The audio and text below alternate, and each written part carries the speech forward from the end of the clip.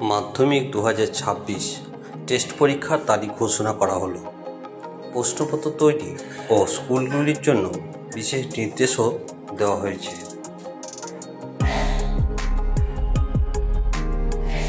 মাধ্যমিক পরীক্ষার আগে সিলেকশন টেস্ট একটি অত্যন্ত গুরুত্বপূর্ণ ধাপ। এই পরীক্ষায় ভালো করলে মূল মাধ্যমিক পরীক্ষা প্রস্তুতিতে আত্মবিশ্বাস বাড়ে।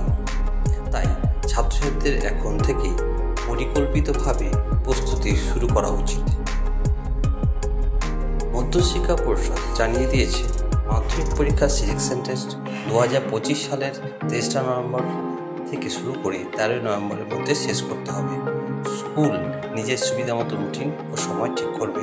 তবে সরকারি ছুটির দিন, সেকশনাল হলিডে পড়লে সেই দিন কোনো পরীক্ষা নেওয়া যাবে না।